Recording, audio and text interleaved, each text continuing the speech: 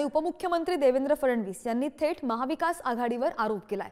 48 पैकी 14 जागा लोकसभा मतदारसंघांमध्ये वोट जिहाद असंही फडणवीस यांनी म्हटलंय। धुळ्यामध्ये 5 मतदारसंघात भाजपा पुढे असून सुद्धा मालेगावच्या आघाडीवर काँग्रेस जिंकल्याचा दाखला त्यांनी दिलाय। मुसलमान मतदारांचा उल्लेख न करता ठरवून महाविकास आघाडीला गठ्ठा मतदानाचा आरोप सुद्धा त्यांनी केलाय। निवडणुकीतली हार जीत महत्त्वाची नाही, पण आम्ही लोकांचा आत्मविश्वास वाढला असंही ते म्हणाले।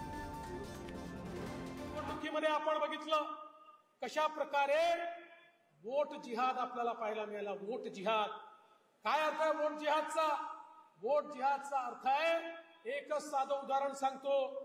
धुळ्यासारखी जागा, ज्या जागेवर 6 विधानसभेपैकी 5 विधानसभेमध्ये 1,90,000 मतांनी पुढे असलेला उमेदवार केवळ मालेगाव मध्य या एकाच विधानसभेत 1,94,000 मतांनी मागे जातो आणि 4,000 मतांनी निवडणूक हारतो।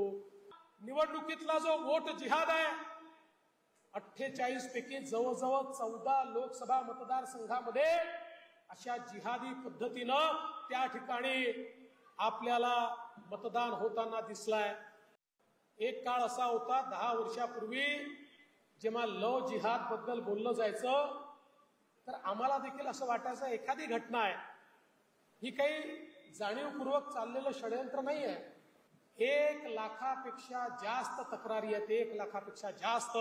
हिंदू समाजातल्या मुलींना फूस लावून त्या ठिकाणी पळवून देऊन लग्न केलं, खोटी आयडेंटिटी सांगायची, खोटं बोलून फसवायचं आणि लग्नानंतर 2-3 मुलं झाले की सोडून द्यायचं आणि मग पुन्हा नवीन लग्न करायचं। अशा प्रकारे जे वागतात हे लोक कुठल्या प्रेमातनं वागत नाहीयेत, हे ठरवून करतायत, हे षडयंत्र आहे, हे लव जिहाद आहे।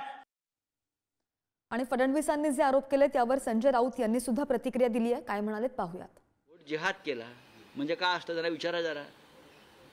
त्यांच्या तोंडात सध्या जिहाद फार येतोय। त्यांनी पुढे दुसरीकडे तलाक वगैरे देतात का निकाह करतात कोणाशी, दुसरा कुठला पक्षाशी निकाह करतात का मतांसाठी? विचारा त्यांना जरा। हे काय सारखं जिहाद करतायत? जिहादचा अर्थ समजून घ्या आणि मग बोला।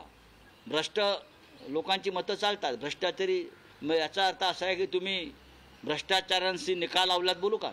70,000 कोटीचे घोटाळे, एकनाथ शिंदेचे घोटाळे, 40 आमदारांचे घोटाळे, या सगळ्या भ्रष्टाचारांना तुम्ही आपल्याबरोबर घेतलं, मग तुम्ही त्यांच्याशी निकाह लावला।